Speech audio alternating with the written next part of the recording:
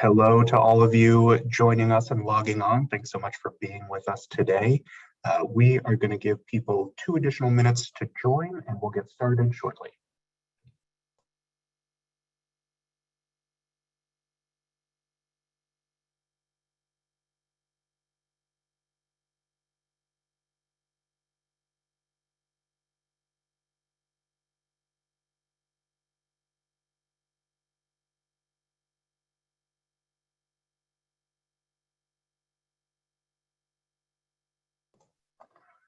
Hello to all of you just logging on. We so appreciate you being with us today. We're going to give folks an additional minute to join, and then we're going to get our conversation started.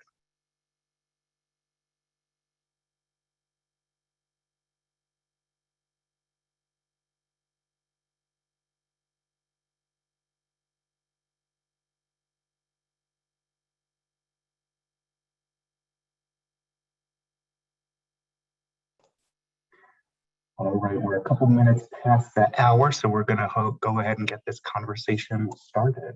We so appreciate you all being with us for this latest installment in the Hunt Institute's Post-Secondary Pathways series. We're really excited about today's conversation. We were thrilled to partner with Swipe Out Hunger and the Hope Center on this conversation. And we've got a really wonderful lineup and a wonderful panel, so I'm not going to take up very much time, but I did want to give a couple of very brief housekeeping notes. The first is that we have time for audience Q&A, but we will not be unmuting lines at any point, so we ask that you submit your questions using the Q&A feature via Zoom, which should be at the bottom of your screen, and we will get to as many as we are able to. Please note that we also welcome engagement on social media. This is also streaming on Facebook, and if you would like to follow along on Twitter, please do so using the hashtag postpathways, and please feel free to submit questions via Twitter as well.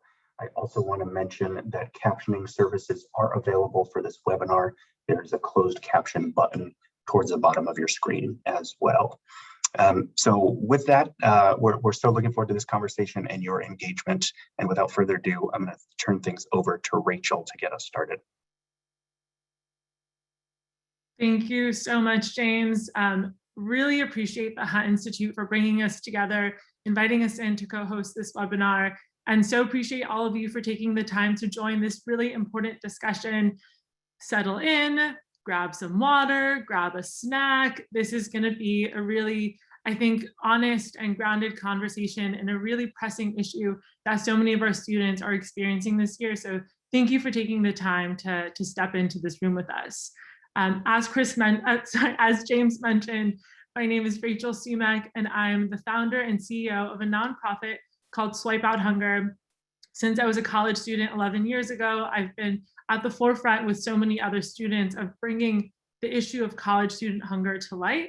And so it's an honor to now lead Swipe Out Hunger, one of the leading nonprofits addressing college hunger on over 135 universities in 40 states, working both in terms of providing direct support to students and also upstream change through a lot of advocacy work.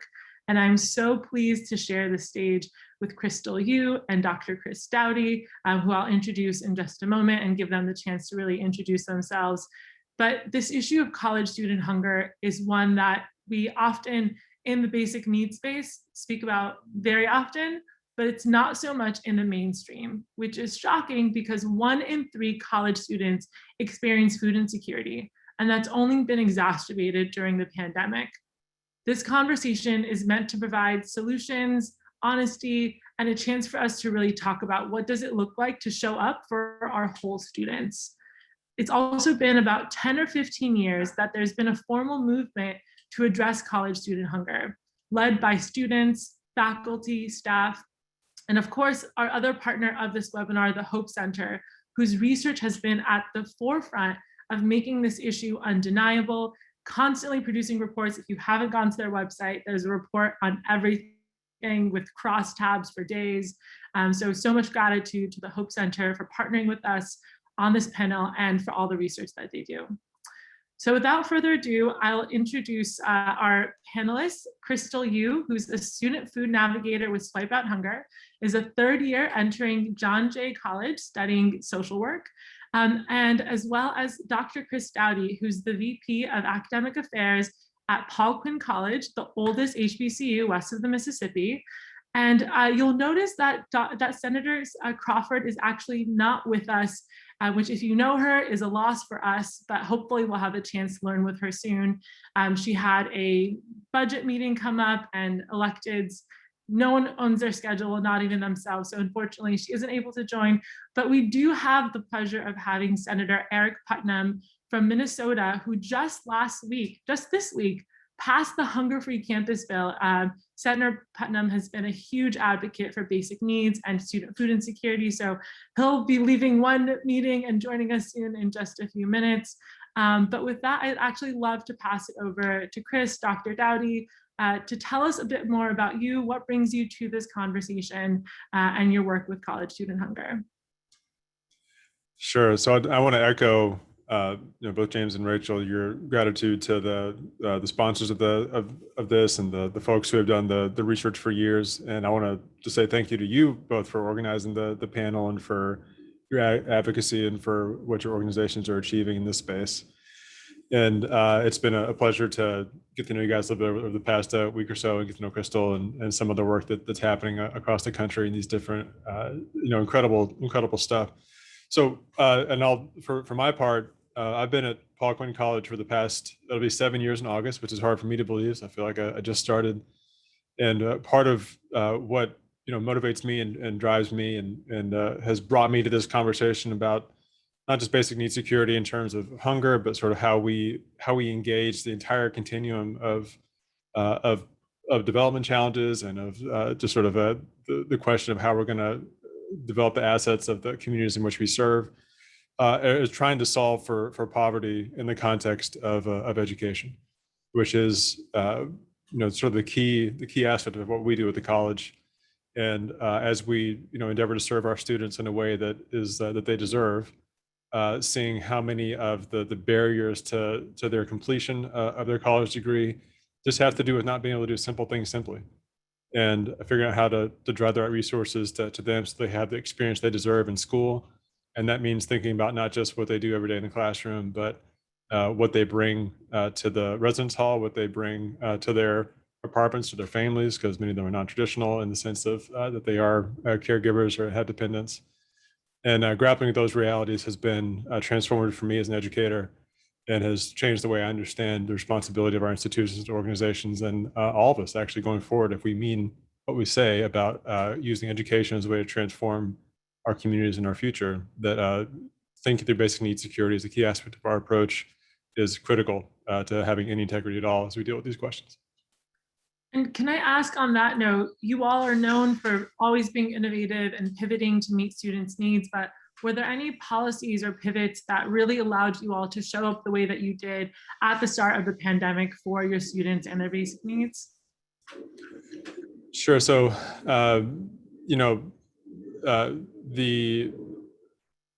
internally, we have a couple of resources that we developed that mean that we're sort of ready to jump when crises arise. And actually, what was fascinating to me is that the conversation that emerged in March 20 and following was, how do we deal with students who have their lives disrupted by illness? How do we deal with students who suddenly have dependent responsibilities? How do we deal with students who have schedules that are suddenly really variable instead of predictable? How do we deal with students who have additional family responsibilities they didn't have when the class schedule started in January? And to be honest, that's what we deal with every semester. I mean, that's just our reality, because we have an 85% Pell Grant population. We have majority non-white student enrollment, and the reality is that they carry with them mean that we've already thought through all those things. We just had to do it at a little bit different scale. And it's key to our advising and our service approach that we have in terms of our case management and on behalf of our students. So, in one sense, we have some institutional culture pieces built in that made us internally able to respond to it. The expansion of SNAP benefits was a huge deal for many of the families that we work with, and that we are, we see those flow back and forth and are able to make that happen. The emergency aid was really critically important as we were able to help that flow through the college. So we saw those, just the ability to make resources available to people and make them available more quickly was hugely important to our students, and continues to be in the sort of what's a long recovery period. So I'll say that in terms of the proximate moves we were able to make were because we've established a culture of basic needs security at the college and attention to that, and improvising around the different policy realities that make those basic needs easier or harder to satisfy, and finding ways to connect students to services really aggressively. Does that answer your question, Rachel? Is there anything else I could direct my response to? I think that was perfect. I want to pull out some of the things that you mentioned, and one of those being like speed, right? You're able to get these resources quickly to students, right? You knew that there were changes coming to SNAP. How are you making sure students know these resources are available? And that feels like the biggest barrier sometimes is the communication and the speed. So thank you for that. And I feel like that's on the note of SNAP, it's a great opportunity to have Crystal introduce herself, and if you can share a bit more about what it means to be a student food navigator. First of all, who are you? Where are you coming to us from? And tell us what it's been like to be a student food navigator. Thank you so much, Rachel. Hello, everyone. My name is Crystal Yu. I am a CUNY Student Food Navigator. CUNY Student Food Navigator, sorry, it's a very long title. Here in New York City within the CUNY college system. We've got 25 CUNY colleges here, and the student navigators were tasked with launching this digital referral program that focuses on peer connection. So it's peers, students working with other students, and we focused on giving them information about this expanded SNAP eligibility that Chris mentioned a little bit earlier, and also giving students information about basic needs resources and other food pantries and their colleges' food programs as well. So I've been working really closely with a lot of students. So far, we have served 1,500 students since January, which has been really, really exciting. I think I've had the privilege with working about like 300 of these students, and it's really heartening also, I just want to say, to see that I think there's like 163 of us here right now. So it's extremely heartening to know that there are so many educators and, other prominent individuals invested in their students' basic needs, and that we really understand how important this facet is to education. So I've been working with students to connect them to basic needs resources. And I've had the privilege of talking to so many students and hearing their stories, and oddly feeling like this kind of connection where, we're all kind of going through the same thing right now. So it's very interesting to hear how their stories are similar to my own, how we share these similar struggles, and how it affects our educational journey. And we've heard really positive feedback from faculty, professors, and from the students themselves about the program and how we're able to connect them to resources. And welcome, Senator Putnam. We're so excited to have you. I'll give you a moment to catch your breath, and I'll ask Crystal just a quick follow-up question on that of how, you talk about the shared experience that students are going through. And I think something so amazing about the Student Food Navigator program, which Swipe Out Hunger is so happy and honored to help run, is that it's peers helping peers. So what a student is going through because you're also going through that. What does it feel like on the ground right now? What is it like being a student, thinking about coming into the fall semester? How does that feel?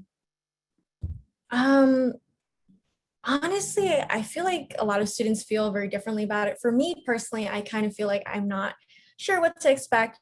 I'm transferring into a four-year college. I just graduated from community college last spring, and I think there's a lot of unknowns, like just in general, going to a new school, coming to college, it's always a whole thing. But now we're coming in with all these new regulations. I feel like a lot of people are coming in with different stressors.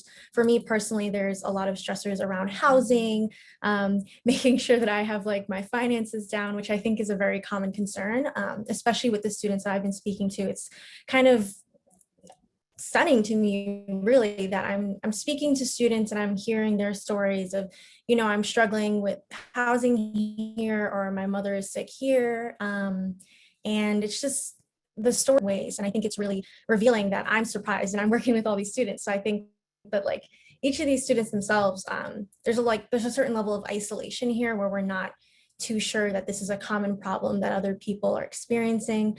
And I think students really feel the need to kind of bear the burden alone when they're not quite aware that there are these other resources like SNAP, like there's schools programs, like food pantries to assist them. Well, I will just thank you now for being there. A phone call, if anyone knows a CUNY student and who needs to sign up for SNAP, Crystal and the team of amazing students are there and ready to be that listening ear and help connect them to local resources. So thank you. And with that, I'll introduce Senator Putnam. Thank you so much for joining us. I know you're in the midst of so much, but for those of you who don't know, Senator Putnam is a legislator from Minnesota who just this week helped pass the Hunger-Free Campus Bill, which is sending critical dollars to campuses in Minnesota to help pay for basic needs programs on campus. He spent 25 years as an educator, so coming to this work really from the grassroots level, interfacing with students directly. And I'd love to throw it to you to introduce yourself in any other way that feels right, where you're coming to us from, and also what made you want to take up this issue of college student hunger as a legislator who probably has many things that your constituents are asking for. Yeah, well, thanks. Thanks, Rachel, for having me here and for giving me a chance to hang out with you guys. You know, I am in special session right now because we didn't get our work done in May, so we're still semi in session, but happily we got done early today because we didn't do anything. Which is kind of how legislators work. So I'm not under the intense time pressures that I expected to be under today. So I can hang out and answer questions too if you'd like at some point, but I can't stay forever because there's still other stuff to do. So yeah, like Rachel said, I'm an educator. I'm a college professor of rhetoric at St. John's and St. Ben's, which are two little liberal arts colleges twinned in the rural area of central Minnesota. So we're kind of not really in the hinterland, but we're not in the Twin Cities. When most people think of Minnesota, they probably think of Minneapolis and St. Paul. We're about an hour west of that, in an area that's rapidly changing. What I teach has a lot to do with citizenship and politics, but I never really cared a whole lot about electoral politics because I think it's kind of boring sometimes, and it really didn't do much for me. The stuff that I write and the stuff I teach has more to do with cultural politics than with electoral politics. But in 2016, my community is rapidly changing, and someone asked me to run for the House of Representatives in Minnesota because the guy that they had who was qualified couldn't do it anymore. And that's actually how I was asked to get into politics. The guy who's good at this can't do it, so could you? And it's a district that's not favorable to people who have a D next to their name. And I'm assuming that this is a largely nonpartisan group, but you know, truth's been advertising, I'm a Democrat. And people with D's next to their name don't usually win out here. It's a certain kind of conservative, vaguely Trumpish, but not too much so, but still a very difficult place for a Democrat to run. So I ran in 2016, partially because of how rapidly this community is changing. We have an influx of East African immigrants. We have a rapidly graying population, and there's some tensions there, and I wanted to help navigate those tensions. There are a couple universities in the district. St. Cloud State University is about 15,000 students, I think. And then St. Cloud Community Technical College is also in our district, which has, I think, about 5,000 to 7,000 students, I believe. So as a college instructor, I was always interested in what's up with students. But like I told you, I teach at a private liberal arts college, probably about 20 minutes away from St. Cloud proper. My own experience in education was that I was a horrible student. I barely graduated from high school. Really, really, really bad student. Neither of my parents graduated from college. My dad went to Vietnam and didn't go to college. And my mom didn't finish because he went away to war. So when I was a little kid, I remember going with my mom to college classes because she went back to school. I remember taking notes with crayons. And I remember how a college smelled and how it felt. And that's eventually why I ended up going to school and why I'm now a professor. So I've been very involved in lives of post-secondary students for forever. And when I lost twice in my two bids for the Minnesota House, but then I won the Senate in 2020. And it's a bigger district. It's more favorable to people with Ds. And I learned how to campaign a lot better.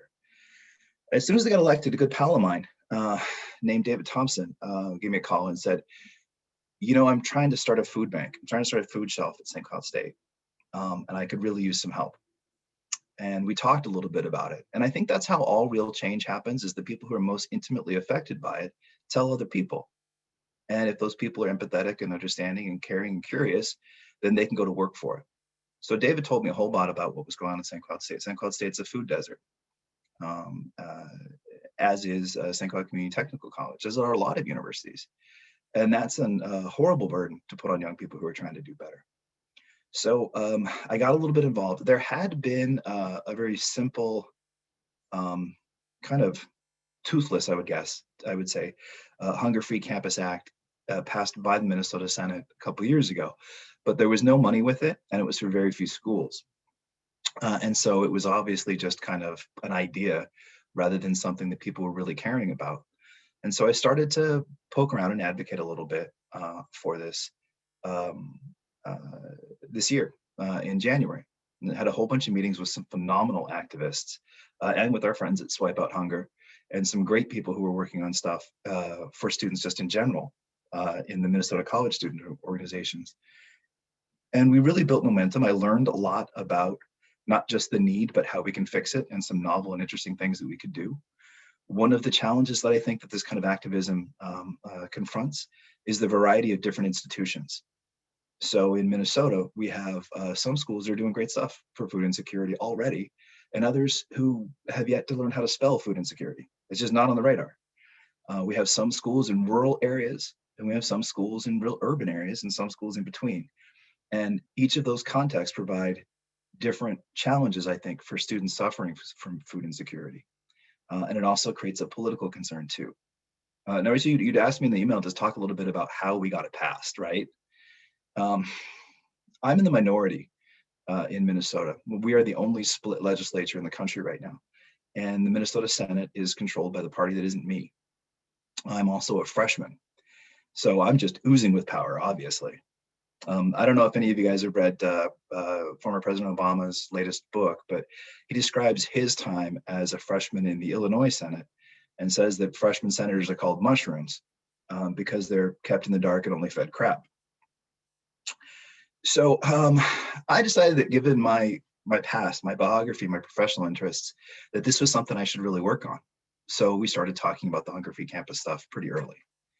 And in terms of how we did it, that's part of why the context of me being a minority, I think, is kind of important, is that frequently when I talked about it, I talked about college students, today's college students, instead of some of the prejudices we have about a college student.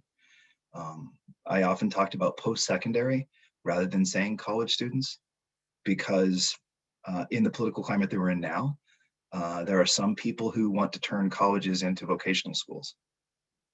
And so when you talk in terms of post-secondary, you're inclusive of all different kinds of institutions. And I think that's helpful rhetorically in terms of messaging. But the real thing I think we did is we talked about today's post-secondary student as a striver.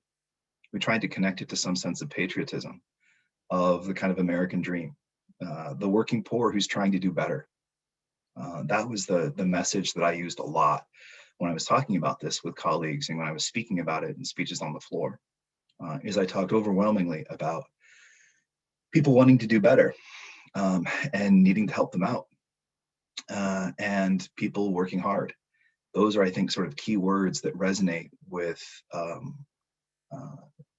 majority party in my state, at least. Yeah. I think that's how we did it. And I feel like I just want to jump in on that point, because one of the things that we talk about when we talk about higher ed is, if you want to achieve the American dream, go to college, get this degree, and every door will be open to you, right? But once a student arrives on that campus, we very often can't deliver on that dream. And it's a very different experience. We're gaslighting students in so many ways. And so I think as a first generation college student who didn't have any guidance or support, it falls, the responsibility in some way falls on the college to be able to provide the guidance and support. And I want to take it over to Chris, because we have the perspective of an administrator on this call. When we were talking about, in our prep call, talking about how Paul Quinn is seeing this as an issue that exists in the community, and you now have to bring onto your campus and bring that knowledge, and talk about how college students aren't eligible for subsidized housing, it's this, what you're talking about, Senator Putnam, of like a very outdated understanding of who a college student today is, what their needs are. So how do we work with local institutions? So I'd love to pass it over to you, Chris, to talk about like, how has that bridging been? Has it been well received across the campus? Are you working with other partners? Thanks. Yeah, no, when Senator Putnam was talking, that's exactly what was coming to mind, is that, you know, we have tended to frame the college experience or the acquisition of a credential through college as if it is like a shopping for a luxury good of some kind, when really it is the baseline necessity for participating in the modern economy. And it is the equivalent of a high school diploma. I mean, you cannot climb out of poverty with any sort of gumption or moxie or whatever without the benefits that a college credential provides. It's just, it's like you can also win the lottery, you know, so it's about as would take that sort of victory over circumstances to make that happen without the college degree. And, you know, what we've done is essentially made a necessity for participation in the economy harder and harder to obtain, even as we've made it more and more necessary for a competition. So, you know, there are a lot of ways to think about that, but, you know, I talked a little bit about my own background. I did train for ministry once upon a time, and one of the passages that comes to mind is, you know, if you don't mind me getting a little, it's not political necessarily, but Jesus says, you lay heavy burdens on men's backs and don't lift a finger to help them. And that's a word of judgment, you know, and I just don't think any of us have the luxury of thinking of ourselves as responsible to each other and sitting in our institutions and not trying to figure out how we can bend them towards the service of those who are trying to do the right thing, or trying to do their best, trying to transform their lives and to make their communities better, and not lift a finger to help. And that's really how we have tried to think about our work as an institution. And we stand in a legacy of historically Black colleges that have made that their key understanding of their role in their communities. And where, you know, their goal is not just to get a couple people to get a degree so they can go do what they want and be professionals and have a nice life and donate to the college. Their goal is to see themselves as a bridge between what the community needs and what the individuals can provide. And there's really the community's needs are the students' needs, and the students' needs are the community's needs. And the line between the community in which we engage or embedded and what our students are experiencing is permeable if it exists at all. And once you start to understand that in terms of who it is you serve and who you are sort of in an organization with, I think it changes how you understand your responsibility and how you understand the resources of the institution. So for our part, you know, again, when we see something like students facing the reality of hunger or living in a food desert, which is something that's a reality for our college, and for our students, most of the zip codes our students come from look like the zip code our college is in. And it's hard to get fresh, healthy food. It's hard to get easy access to transportation. It's hard to get safe, affordable, healthy housing. It's hard to it's hard to do the simple things simply. And what we have tried to do as a college is find ways to take the desire people have to better their lives, the urgency they feel about the transformation they want to see in their communities, and say, how can we build on this and drive resources towards your desire and let you build the kind of world that you want to build and let you try it out here, you know? And so, you know, we've done things like, you know, probably the most famous example is that we took our football field, which was not being used because we terminated the football program, which is a bit of a heretical thing to do in Texas and at HBCU, but it was something we thought was necessary to reorganize the priorities of the institution back in 2007, 2008. In 2009, we turned that football field into a farm, not just an organic garden, but a functioning organic farm in southern Dallas. And we give a portion of the food away, but it's also a social enterprise, and we use it to, you know, we also, you know, team up or collaborate with other small farms in the urban ag scene there in Dallas, and are trying to do our best to contribute to a resilient food network for our city. And, you know, during the pandemic, it was necessary to, especially when like the supply chains suddenly dried up, and we had to figure out what in the world we're going to do to get, you know, fresh vegetables to our seniors. And and whatnot, we were able to help stand in the gap with other supporters, and basically inverted our donation and sales ratios, and donated the vast majority of our food to the food bank and to the churches around nearby the campus, to get food directly into the homes of people who couldn't get in the car and drive to go get the stuff they needed, and who couldn't move fast enough to respond to this crisis situation that was suddenly emerging. Then we saw the same thing happen again when there was a huge freeze in Texas and the whole state locked up, and we had people who had pipes bursting in their homes and couldn't get out of the house, and the campus was also a hub of relief activity then. So we see the other people look at our campus and look at our students, frankly, and the same way they look at other distressed neighborhoods. And instead of seeing a history of exploitation and of segregation and all sorts of systemic factors that make people that put people in the situation they're in, they see liabilities, but we see assets. And we see people who have transformative ideas and who can, with a sense of hope and the right sense of support, and a little investment, can do transformative things. And that's how we approach the need to work as well. So, our students, all of our students work. It's just a reality that they face. We had up to 90% of our students in the fall of 20 during the most intense sort of all the essential workers were on the job and all the white collar workers were home. In the most intense phase, 90% of our students were either working 30 hours a week or were trying to work that many hours. They're looking for more opportunities, and over 3/4 of them had dependent responsibilities that had ratcheted up over the course of the pandemic. So we just saw this incredible set of needs. So we've seen that happen throughout our time with our students in the past 10 or 15 years, where the need to work is just a constant part of their experience. So we're really post-traditional students in that sense. It's not like a few students have to do work study.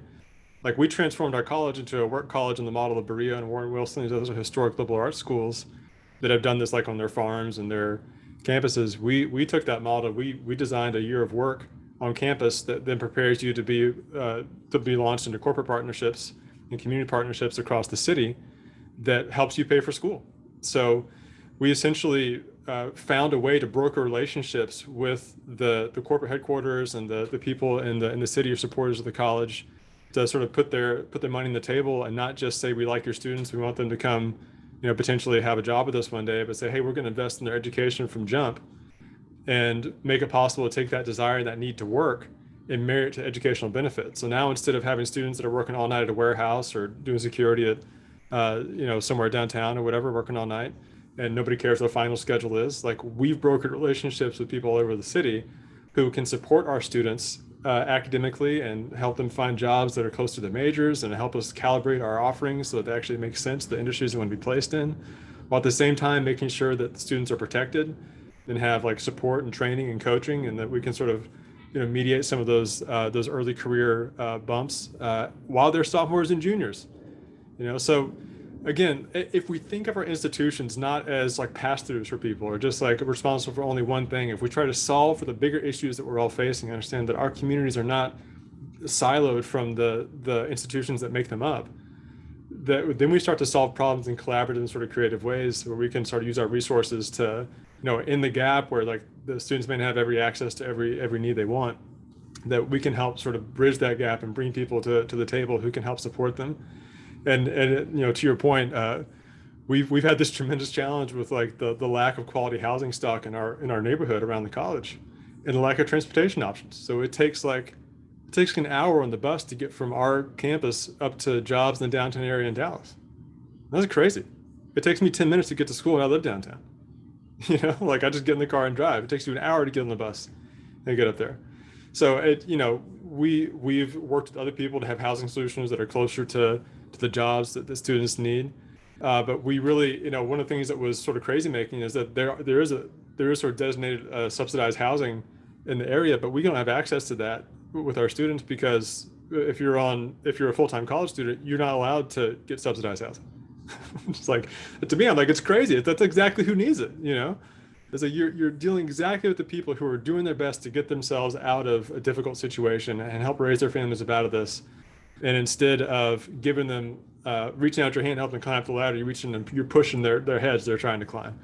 And it's just a crazy way we have of dealing with poverty, deciding who gets to be wealthy and who doesn't, and who is the most worthy poor person gets to rise. And it's just madness. There's no we act like the pie's not big enough for all these people, and it's like we have just incredible amounts of wealth and innovation we produce in this country, and only a few people get the benefits of it. And even our mechanisms for helping people climb out of it, we make it hard to access it, and we're punitive, and when people try to use a little bit of help to get their work their way through it. And it should be the absolute opposite, because we have this incredible opportunity and this a beautiful system of higher education with all these resources and great ideas and innovation. And if we just committed ourselves to treating the people who are trying to access it like they matter, and giving them a hand instead of pushing them down, then we would see transformative stuff happen from the bottom up and a lot less resentment building into the system. And I'm hopeful that these conversations are a bridge to that. I am so glad that this is recorded, because I think that like the whole thing, but really those last 2 minutes of capturing, and it's reflected in this conversation that we're having, that if a student is going hungry, then what are the chances their transportation is reliable? What are the chances their housing is reliable, that their family's supporting them, that their academics are going well, right? Like, this is like Maslow 101, to quote Sarah Goldrick Rab, of like, if a student doesn't have access to food, then how much else? So our solution can't just be a food pantry, which I love and support. And one of my favorite trivia questions is, how many colleges have food pantries? Try and guess on your own. It's about 800 colleges have food pantries. It's a range, right? Ranges from a shelf to an actual kitchen space. But we're seeing this evolution of our schools looking for resources. So I want to shift for everyone who's not ready to say amen to this conversation and is this real? Is it our institution's responsibility? And they're wanting to know, what are the ways that we can actually start to show up tangibly? I noticed a question from Hayden in the chat, which I can quickly respond to, but around what is the role of our dining service providers, right? We want to talk about ending hunger, and we have people who are literal experts on ending hunger for thousands of people every day. How are we engaging our dining halls and our food service providers in terms of what Swipe Out Hunger is most known for, our meal donation program, where students can donate their meal swipes to other students on campus who are hungry?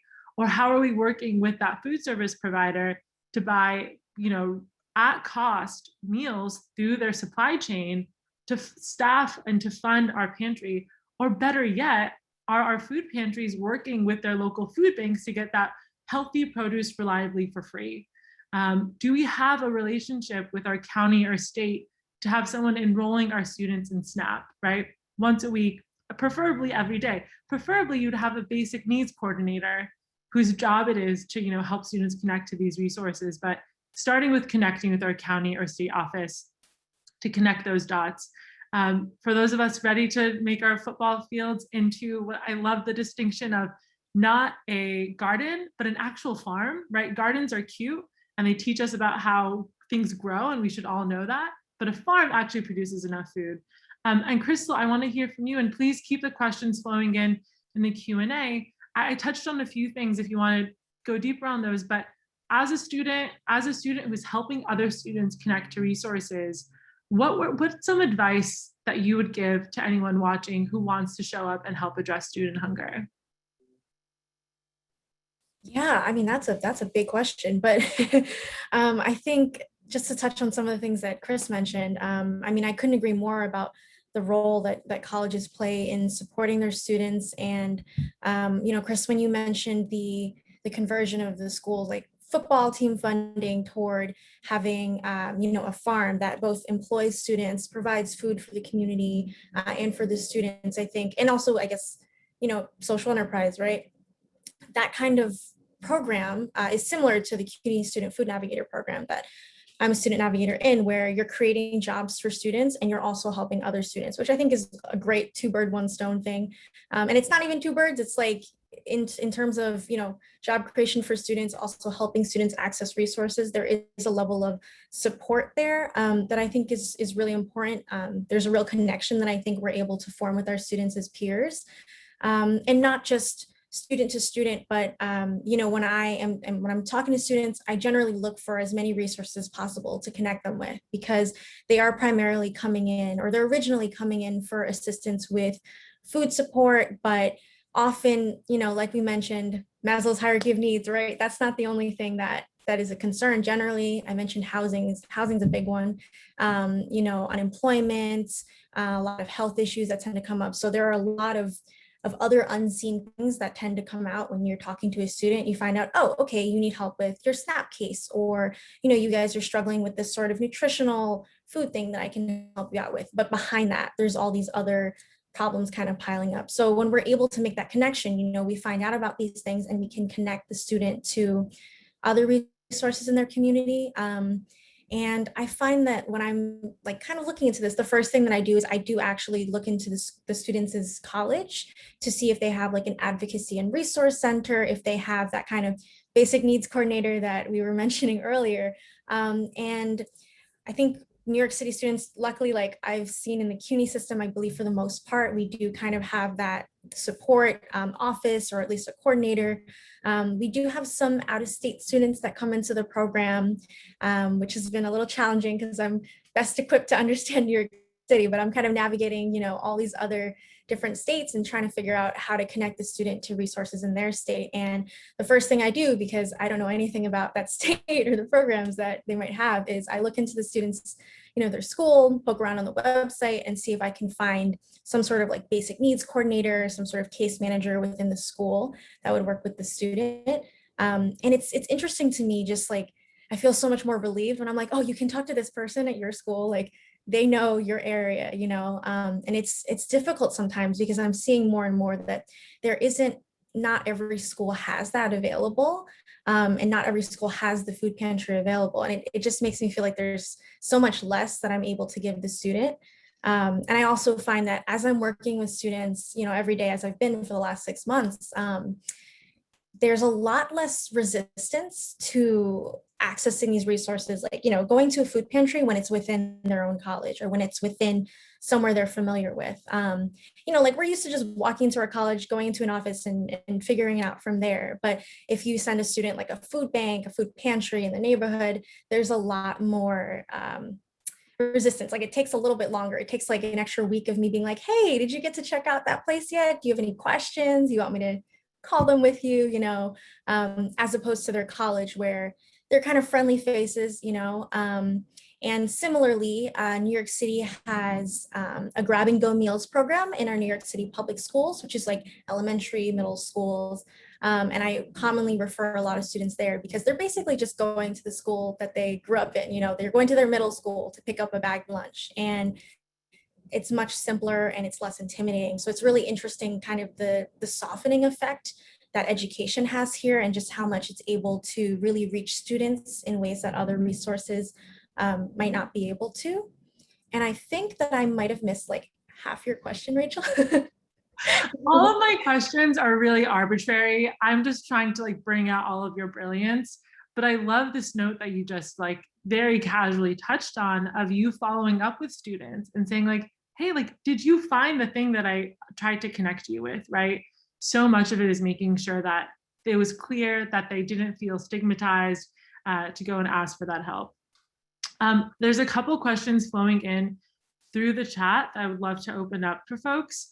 A question here about how are your programs mobilizing to provide culturally relevant foods to all community members? What are changes that mutual aid systems need to make in order to fill that gap?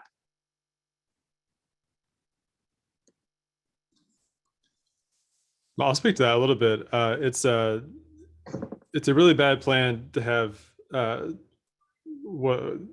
food that's not culturally responsive at an HBCU. Just to put it out there, just like, there's really a close relationship between the food traditions that are important to the college and to the students. But we also, at our college, we have a growing Latino population. So about a fifth of our students are, of that particular ethnic slice, which is a wide variety of, there's a lot of diversity within that. But, that has been a change sort of how we communicate and think about our food planning.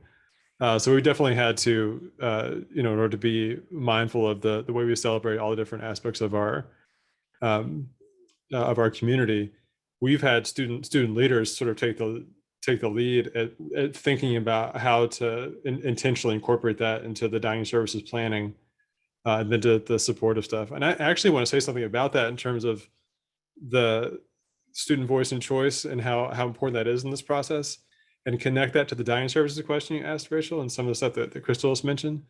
Because we've tried a couple different approaches to this, and sort of keeping with that, the challenge of like preventing people from seeing our students as just purchasing a luxury good and then asking for more stuff. Like, that is not the model that we see. But we do understand that, like, we ask students to pay into the system and have dining services available to them, and then some of them go hungry. So like, what are we doing if we're not accessing those resources in a way that's really thoughtful? So something we tried with a group of students that we placed in Plano, which is a city north of Dallas, that is not in a food desert situation in terms of where our students live. So they have rich resources around them, many choices that are affordable for them to go to pick out their own food. So we actually did is we converted the what they paid into our system in terms of the dining services, and instead of establishing a separate sort of system up there, we gave them their money back in the form of gift cards, and let them go purchase the food where they thought was most appropriate. And so some of them pooled their resources, and they had like sort of teams of students that were living close to each other. They cook with each other. Some took those resources and went and bought their own stuff. Some ate fast food, but they got to make the choice themselves.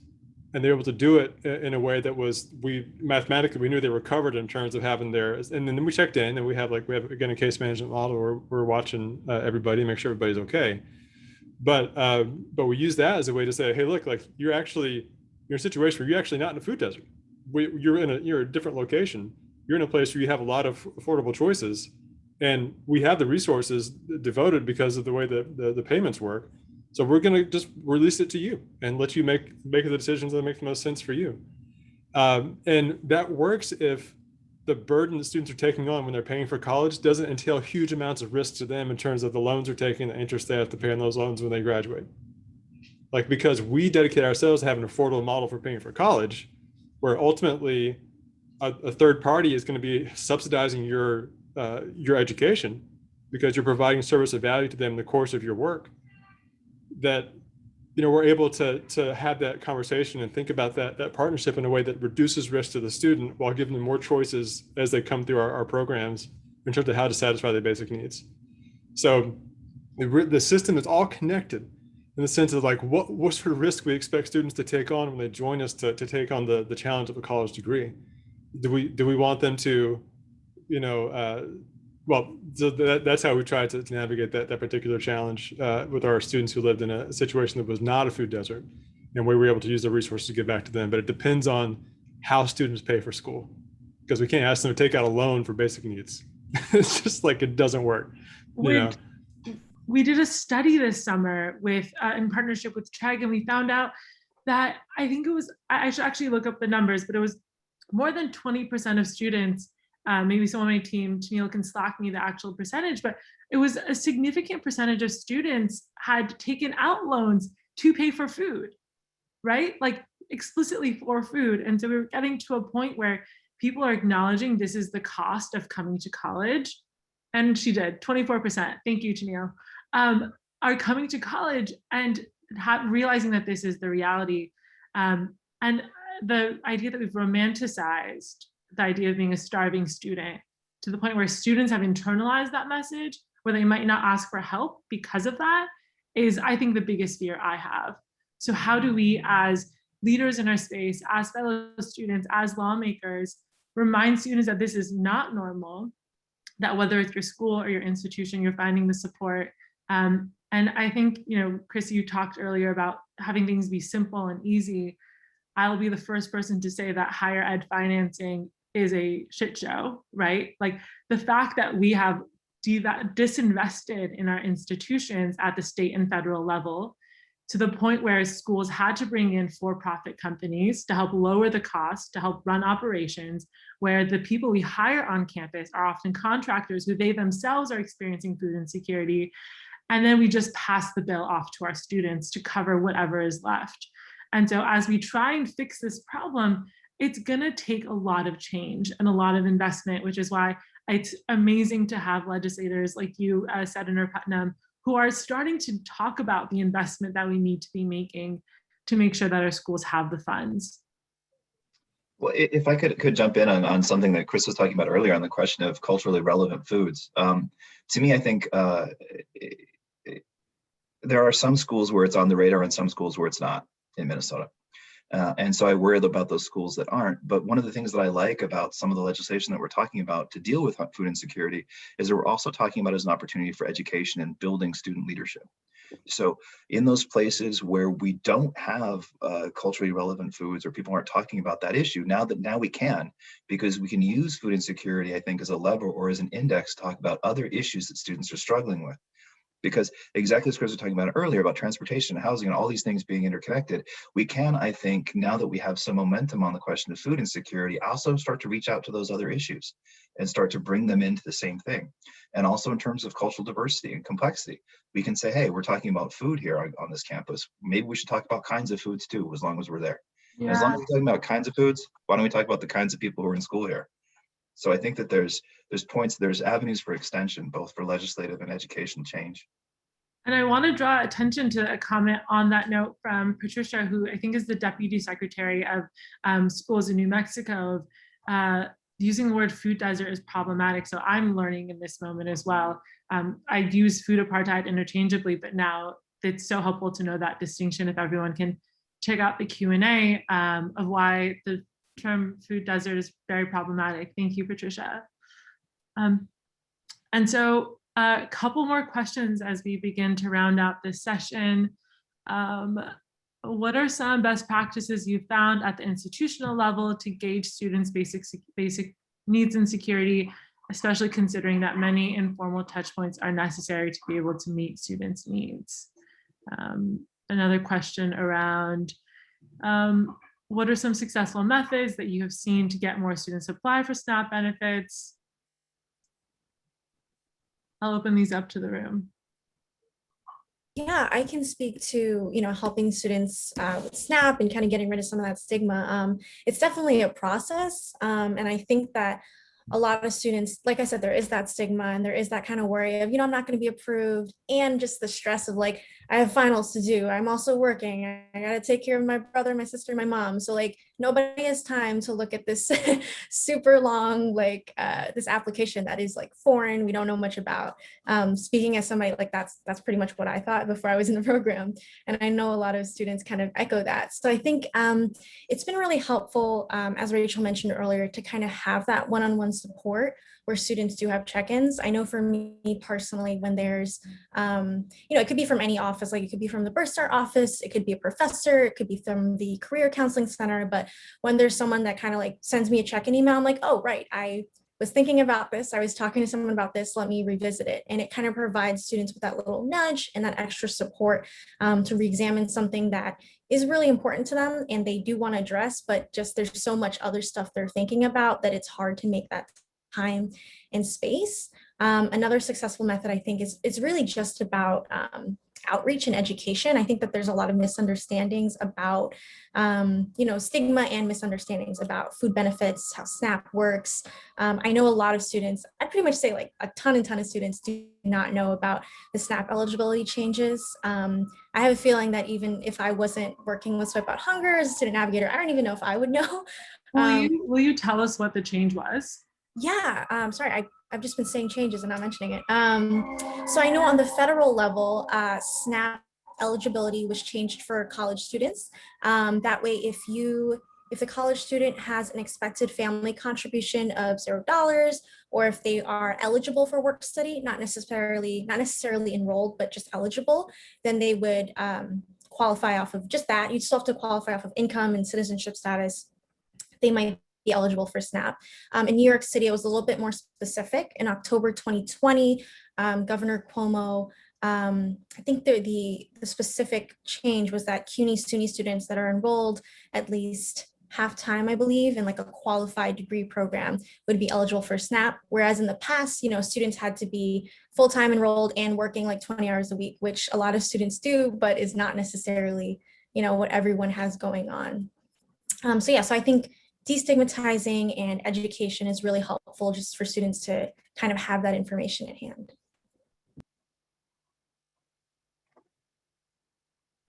Thank you so much, Crystal. If anyone has follow-up questions, you can go to our website, submit a contact us form. And in general, as we're starting to wrap up, I want to offer Swipe Out Hunger. We're not researchers, we are practitioners. So if you're a campus in this country that needs help today on the best practices when it comes to meal donation programs, food pantry support, destigmatization, and really student movements, almost all of our sites have student leaders working alongside administrators. About 60% of our programs are partnerships between the two. So reach out to us. We can provide you with all the data and support as we move into this new world where these conversations are happening on every campus. But I want to just open it up. I can ask a final question if there's one that folks see in the chat that they're really compelled to, but just open it up for any final comments or remarks on this issue, calls to action, points you want to drive home, plugs you want to make. Well, in terms of sort of building political momentum about making these kinds of changes and actually getting them funded to help do this kind of work, one of the things that I've noticed is that so often when we talk about crises in higher education, we talk about institutions, not the people who live in them. So we might talk about, oh, schools enrollment's going down, and we have this crisis or that crisis with tuition, these kinds of things. But we don't talk about the actual stories of the people who are suffering in our school situations and the kinds of struggles that real people are having. So I think that that's a really strong argument to start to make. But at the same time, you also have to make arguments about the institutions themselves. And when people talk about declining enrollment, I was quick to remind them that a sophomore's tuition cost is just as valuable as a freshman's tuition. And if people can't stay in school, then the schools struggle. So I think it's important to kind of work the politics on both those angles, but making sure that people know about the actual human cost. I want to make sure I give Crystal the last word, so I'm going to say the second to last word on this. But for me as an educator, as I mentioned, like transforming my perspective from working at Paul Quinn for the past 7 years, like what's really been driven home to me is that every institution, every organization has a role to play if we're going to actually transform how our society thinks about poverty and opportunity and wealth. And there are a couple ways to think about. One is that poverty shouldn't exist in the first place. With all the resources we have ways to just fix it. You may not buy that, whatever. But at the very least, most of us have somewhere in our head the script that if you're trying to fight your way out of it, you should get a fair shake at it. And at that level, all of us can find ways to see that our institutions can do a better job at helping people fight that fight. And there's a wide variety of ways to solve for that. And whether it's through policy or through organizational partnerships or through internal programming, whatever it is. But I think like once you see part of your responsibility and your goal is to fight for that stuff across the board, that's a challenge that can keep you awake at night in a good way, because you can see how you can play a role in doing more justice for the world, whatever slice of the institution you have influence over. You can organize and make something happen in that space. And I think we've seen that, we're small but mighty. And I think there are ways that you can see that happening all across the ecosystems that we work in and serve.